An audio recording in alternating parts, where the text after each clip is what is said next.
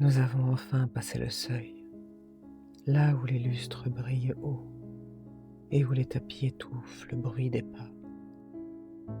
On nous a ouvert la porte, offert un siège, une part de lumière. Mais nous voici assises dans un trompe-l'œil où l'accueil a changé de visage sans que la place change vraiment de nature. C'est le vertige de l'invitée permanente dans son propre métier, dans une pièce où les chaises gardent pour nos corps une mesure incertaine. Silhouette de soie dans un salon qui nous reçoit enfin, sans jamais cesser de nous rappeler que nous y sommes entrés bien tard. Mais que vaut une place offerte si elle ressemble encore à une faveur? Ce troisième volet de Femme, je vous aime s'attaque à l'impact invisible d'une place offerte sous condition. Parce que l'on peut faire entrer autant de femmes que l'on veut dans une pièce. Si leur présence conserve le goût d'une concession, alors la place reste conditionnelle. Le problème n'est plus l'accès, mais la nature de la place. Sous l'angle neuropsychologique, ce décor installe le cerveau en mode hypervigilance. C'est ce que l'on appelle la menace du stéréotype. Lorsque nous sommes plus facilement lus comme représentantes de notre genre que comme individus, une part importante de nos ressources se déplace vers la surveillance de nos gestes. Nous ne pouvons pas toujours être pleinement à notre tâche, puisqu'une part de nous vérifie sans cesse si nous confirmons ou déjouons le cliché. C'est le règne du calibrage permanent. Et là s'installe l'impasse de la double contrainte. Si nous adoptons les codes de l'assurance et de la fermeté, on nous juge compétentes, mais froides.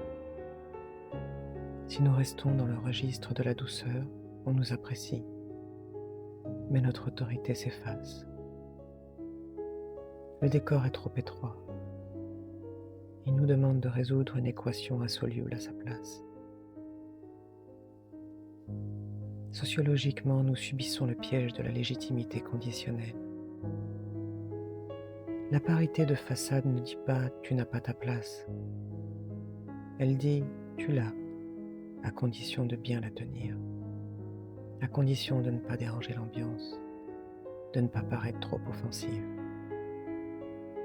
C'est l'ère du tokenisme, l'inclusion symbolique. On ne nous accueille pas comme un individu, mais comme une preuve.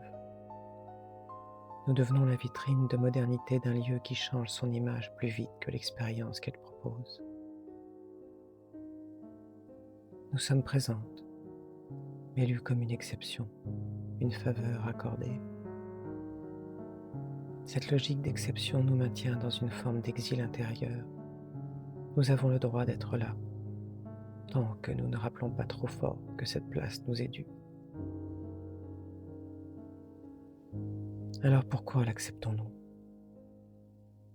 Parce qu'une place offerte exerce un pouvoir particulier.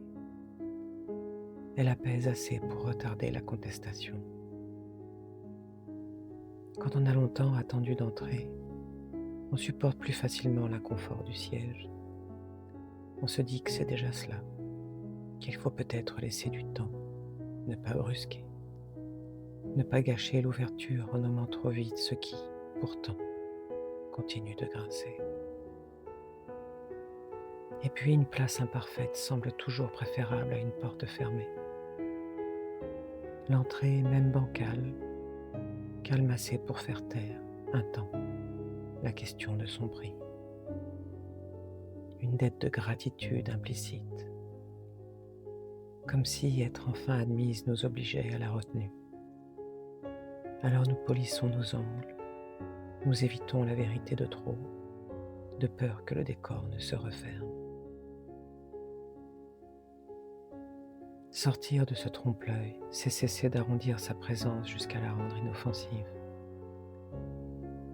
Une ligne rouge commence à se dessiner au moment où l'on refuse de payer sa place par une souplesse excessive ou une discrétion forcée. au moment où nous voyons la parité comme un apparat, une concession symbolique qui ne change pas les règles du jeu. Elle se trace quand nous décidons de ne plus prendre pour une générosité ce qui relève de l'évidence et du droit. Quand nous cessons de nous épuiser à vouloir paraître dans le même geste irréprochable, rassurant et incontestable. Il ne s'agit pas de durcir la voie pour le principe, mais de ne plus l'étouffer, d'habiter enfin la table, non plus comme une invitée que l'on tolère, mais comme une présence à sa place. Car si le décor est étroit, notre légitimité, elle, ne l'est pas. Alors, à quel moment cessez-vous de prendre pour une faveur ce qui vous est dû ?